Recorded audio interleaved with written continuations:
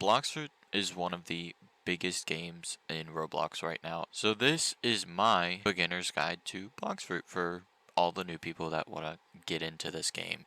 I personally really enjoy this game. As you can see, I'm almost max level at this point, and I figured I'd make this guide to help anyone out that might not really know what to do. Anyways, let's get started. Alright, so here I am on a brand new account, going through all of the steps that you typically would if you're a new player. So first off, you're going to pick which side you're going to want to be on. Now, most people pick pirates. I personally pick pirates. This part of the game doesn't really matter. So I'm going to pick pirates. So the first thing you're going to want to do is come over to this quest guy right here. Take your quest, which for you will be bandits. Depending on which island you are, it could be a little different. But before I even talk about combat and how grinding and everything works, go up into your settings and make sure you turn on shift lock, as that makes the game a lot easier. So once you have shift lock on, when you press shift, your character will look wherever your cursor moves. And your job is just beat up these. It takes quite a while, so I'm going to speed this part up.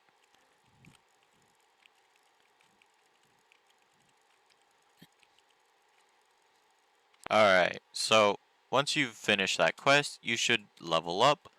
Again, this is your XP, this is your money, this is your level. You're going to end up taking this quest quite a few times until you level up enough to go to the next island. But the main thing that you want to know is stats. Stats are incredibly important in Blox Fruit, as they're like the main way you power up. When you increase your melee, your energy will also increase, as well as your combat damage. Secondly, you have defense. Defense strictly increases your health. It doesn't really do much else. If you feel like you're dying a little bit too much, put some points into defense and it'll increase your health to help you out. Now comes the three more important stats, which is sword, gun, and Blox Fruit. Sword increases your damage when using swords, gun increases your damage when using guns, and Blox Fruit increases your damage when using Blox Fruit. Now there's a bunch of different ways you can build your stats, but here's my recommended. Ignore sword, gun, and Blox Fruit. I know that sounds crazy. You want to put stuff into sword, gun, and Blox Fruit, as those are like the main aspects of the game, but early on,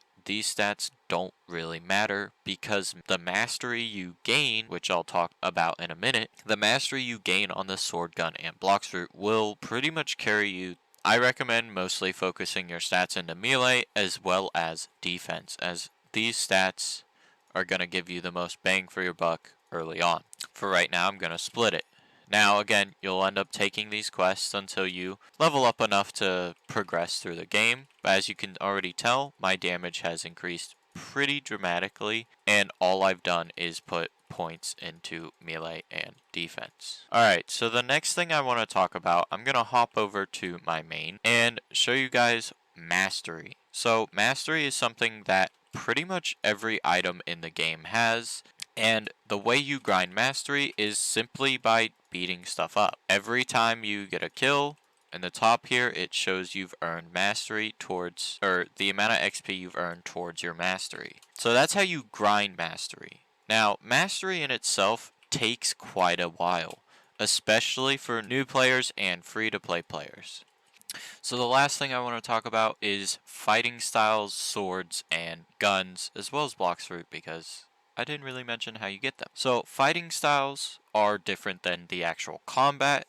Your combat evolves into the fighting styles by talking to the characters that provide you with said fighting style. I recommend getting the fighting styles to level 400 before moving on to the next one, as you'll need it at 400 to evolve it into the next fighting style. Blox Fruit can be gotten every 2 hours from the Blox Fruit Gacha, which looks like one of the devs right here.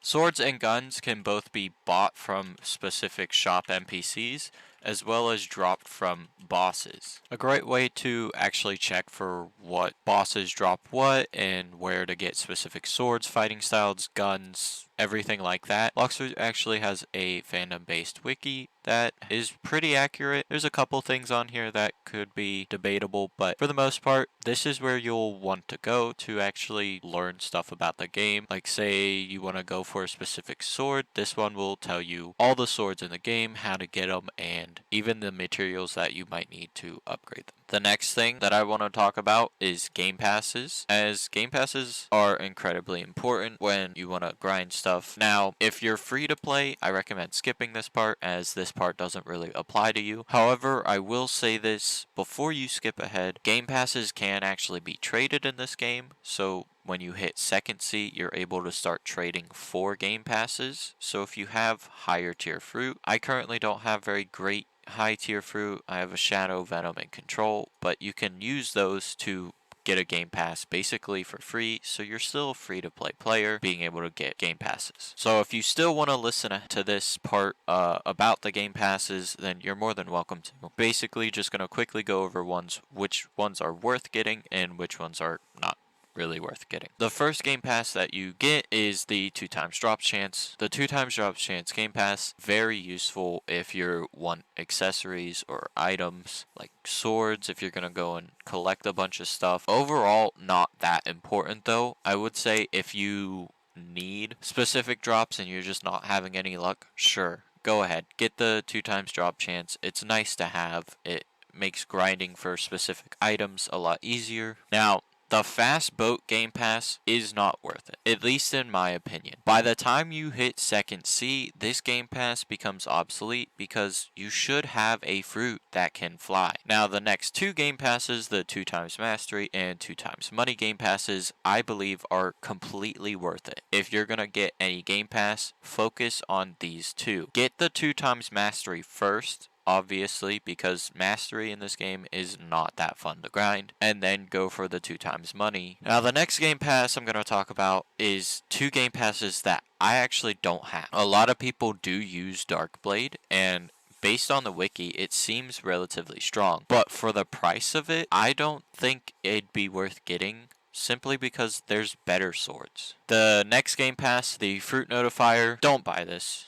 Just don't buy this. It's not worth the price. 9 times out of 10, you're not going to get to the fruit first anyways, even if you do buy this, because of hackers or just other people with the notifier. Especially if you're server hopping specifically for the fruit, good chances are you're not going to make your money back with this. Now let's talk about some products that you can get that are also kind of not worth getting. Don't buy respawn bosses. In the corner up here, in the right corner, there's a server list.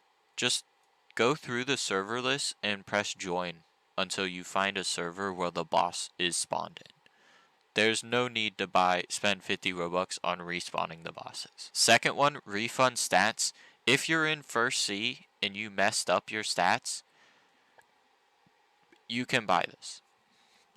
However, there are codes that you can put in with the little gift icon that give you a stat reset. I believe there are 2 total codes that give you a stat reset for free. So use those first before you buy a stat refund. And I'll put on screen here what the codes actually are for that. So another thing I want to mention really quickly that I forgot to in the actual video, the stat refund can be done in second and third C using fragments, so there's really no need to actually buy a stat refund. And now the second one that I want to talk about is the change race one. Don't buy this. This is the biggest scam in the whole game. I'm going to be honest. This one, it's not worth it at all. You can do this for fragments. You can roll your race for fragments. And fragments aren't that hard to get if you're able to do raids. Now, as for fruit storage, possibly the most important one here, I would say buy at least one of these if you have the money, since holding only one fruit kind of sucks. Being able to hold more than one helps a lot. Again, stats are important. That's basically the beginner's guide to Blox Fruit. Put them at level. Leveling's important. Mastery's important. You do start going for fighting styles before switching to a different one. For game passes, get the 2x mastery and 2x money if you need it, as well as possibly an extra fruit storage. Other than that, I hope you guys enjoyed. I plan on making a bunch more guides on this game because there's just so much to go over. Maybe even go into some in-depth stuff, but I'll see you guys in the next one. Peace.